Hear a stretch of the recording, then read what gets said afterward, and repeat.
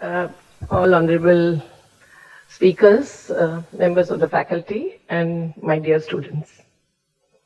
It's a pleasure and privilege to be here and have a dialogue with you all.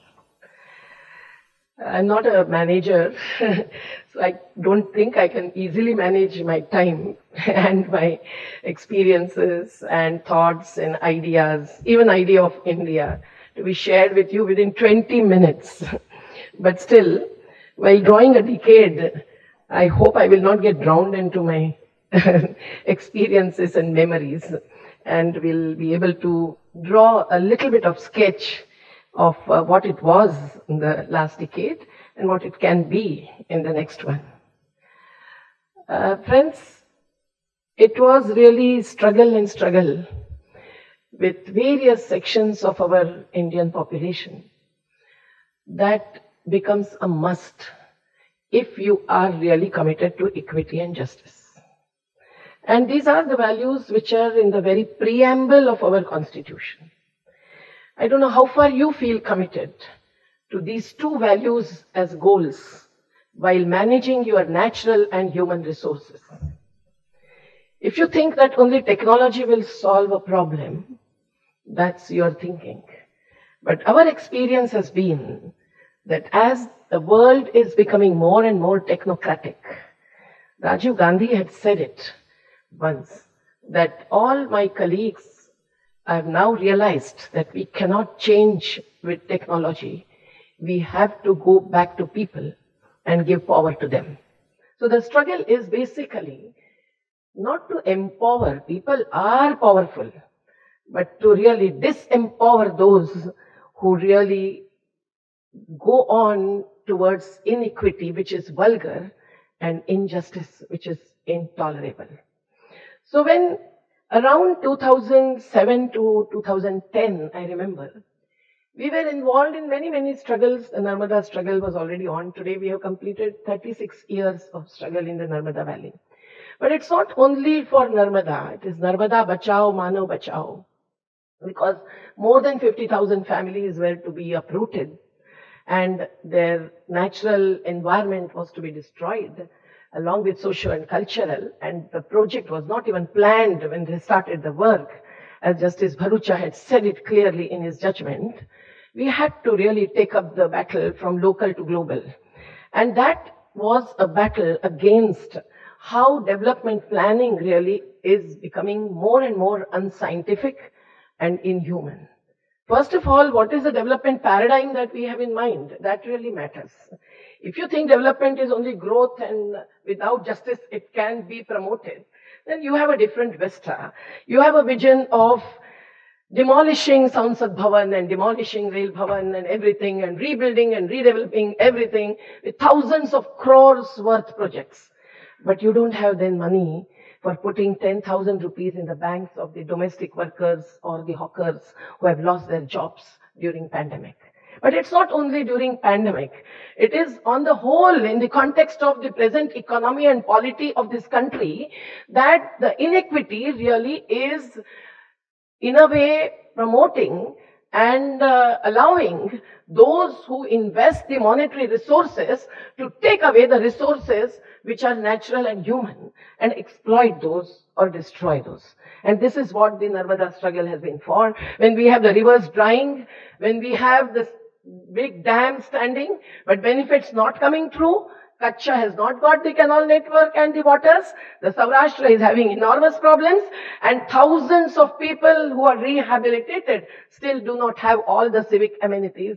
Although we could get 50,000 people resettled, but through 36 years long struggle, thanks to the judiciary and all those in the bureaucracy who helped us against all those who opposed us. And yet, Mahatma Gandhi ji की प्रार्थना थी ना, कि ले जा सत्य की ओर. आज तो प्रार्थना चल रही है, ले जा असत्य की ओर. तो अभी on the day, Constitution Day, our great Prime Minister gave a speech before the judiciary with the CJI and all justices and said that Sardar Sarovar is an example where आंदोलन क्या करता है, हिंदी स्पीच था, तो हिंदी में बोलूंगी, वो पता चलता है और वो कैसे रोकते हैं और फिर जुडिशियरी भी हिचकिचाहट महसूस करती है जजमेंट देने में, पर जुडिशियरी ने हमारे पक्ष में जजमेंट्स क्यों दिए? प्रोजेक्ट आगे बढ़ाते हुए भी they said these are the conditions of social and environmental and that should be fulfilled before the project progresses.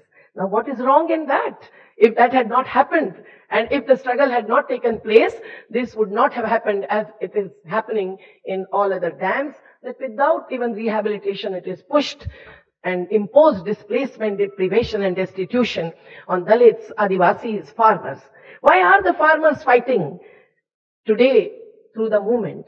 Because only the electoral politics do not really respond to the real needs, priorities and demands of these sections who are considered as powerless and poor. No, they are not.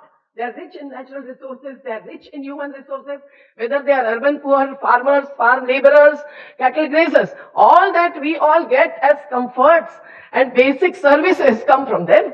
They are the real producers, they are the real distributors, and we enjoy all the benefits, but we don't consider the real value or invaluable assets that they have and the contributions that they made.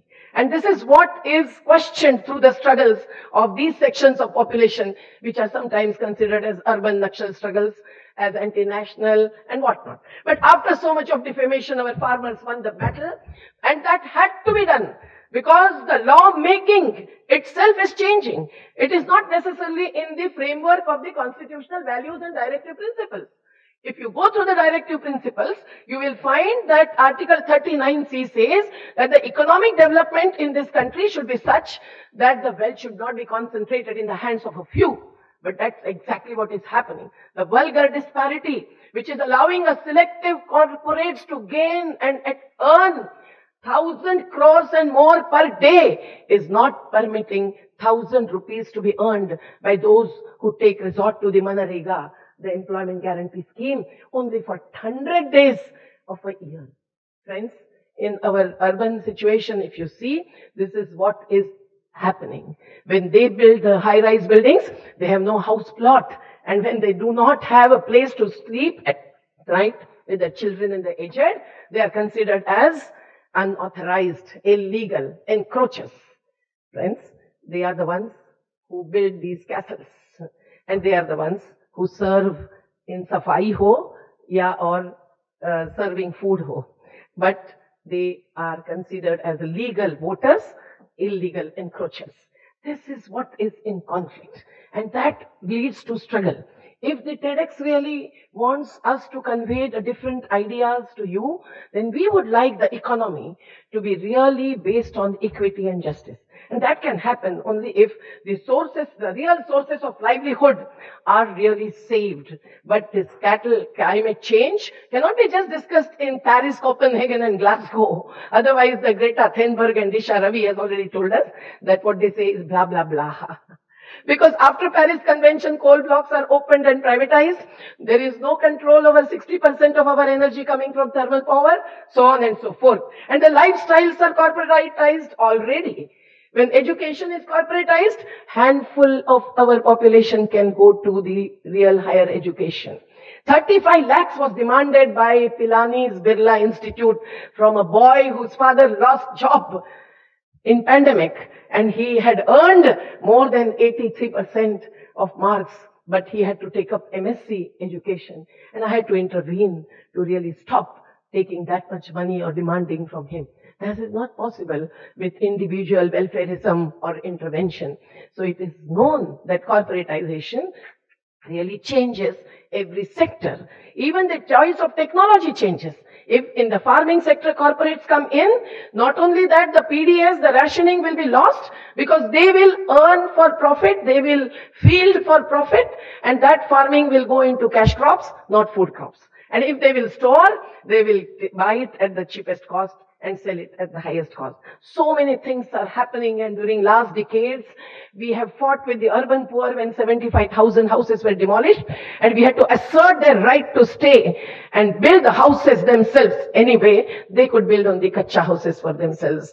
And then we saw them walking across the streets and highways during pandemic, 1,700 to 2,000 kilometers, and dying on the way without any mention on the official records to be presented before the parliament. So we had to fast on the border of Maharashtra and Madhya Pradesh and make them, the government officials and policemen who were really treating them like ants and insects, to really put them in the vehicles so that they can reach Bahraich district of UP, starting from Mumbai or Pune.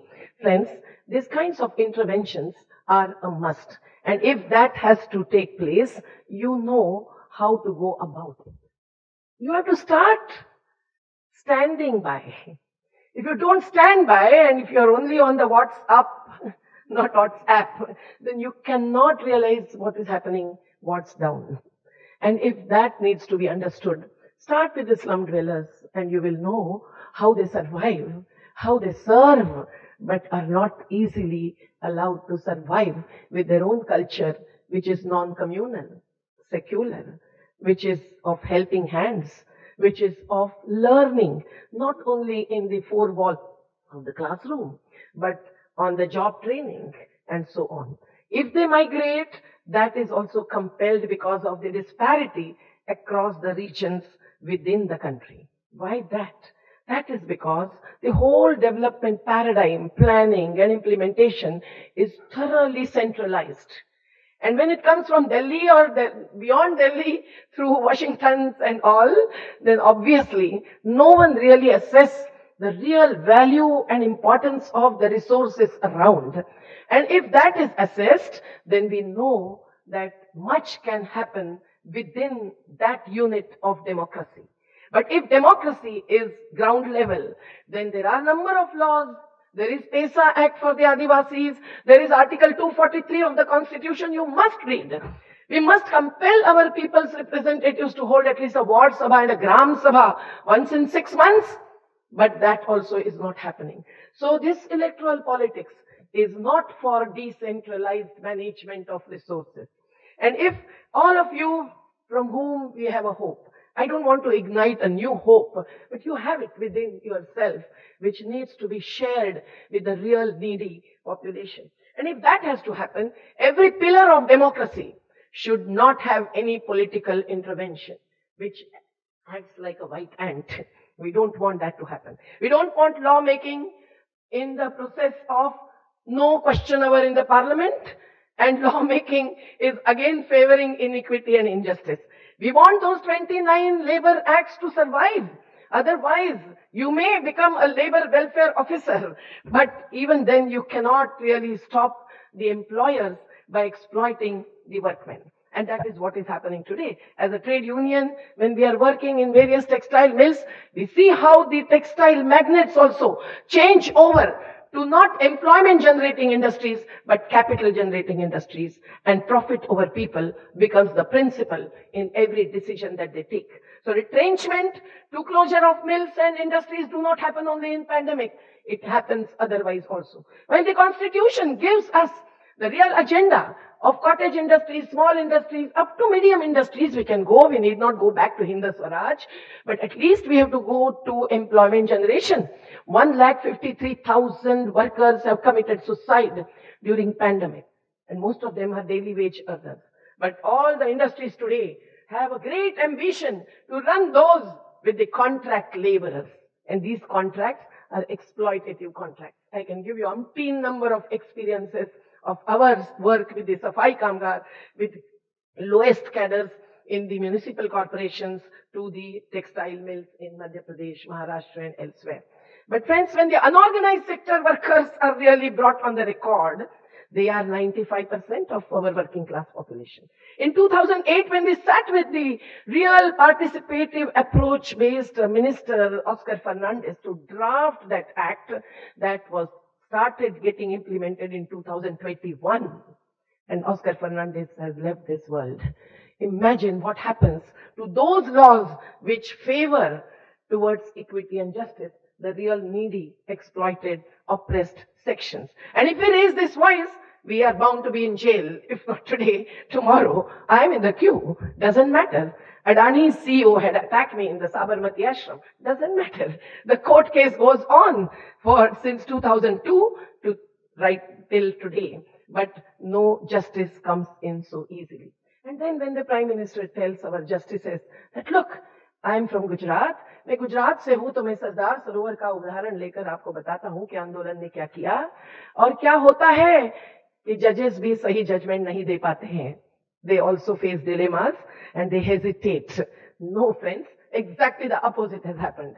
Judges have favored to an extent, and we could then take our battles ahead. But the war is still on to save nature, to save people, to save democracy, to save constitution. And that towards that end, if you all join these sections of population, then they may be registered. They may be given a few thousand rupees. But no, farmers want their sthan or samman, and that to be given needs to change our lifestyle also. Because otherwise, if we are also used to exploiting them through their production, their distribution, their contribution, but we do not care what is happening to them by the money, the capital flowing from the foreign countries, from international financial institutions, one of which is World Bank, whom we draw away from Narmada, but it is still there in many, many big dams, while the USA has demolished 1,000 large dams. So I don't need to say what each technology brings. There are pros and cons, but the choice needs to be based on equity, justice, and sustainability. Now, when the Himalayan glaciers are melting, we also see the cyclones coming in, at least 5 in a decade. And hence, if the next decade we have to avoid it, as Greta Thunberg said, we cannot have just blah, blah, blah. We need to have a real choice, and that has to be alternative choice. Whether it is in water sector, there is decentralized technology, in energy, where renewable sources of energy are there, and we can have less and less energy intensive lifestyle economy, but for that we need to stop violence. Violence in the name of caste and communal forces, certainly we have to say no, because it's not a statue that can bring in unity. We need solidarity, sensitivity, and sensibility. And hence, while we have to unite together, we also have to have a common minimum agenda. Whether parties have it with their alliance or not, we have to have a strong alliance of all those who are for equity and justice. So I'll just end my speech with 2 lines of a song that really questions us in our hearts every moment. एक हमारी, एक है उनकी, मुल्क में है आवाज़ें दो, अब तुम पर है कौन सी तुम, आवाज सुनो तुम क्या जानो, एक हमारी एक है उनकी, वो कहते हैं भूले बिसरे, मंदिर मस्जिद याद करो, हम कहते हैं बेदर बेघर, इंसा को आबाद करो। जिंदाबाद।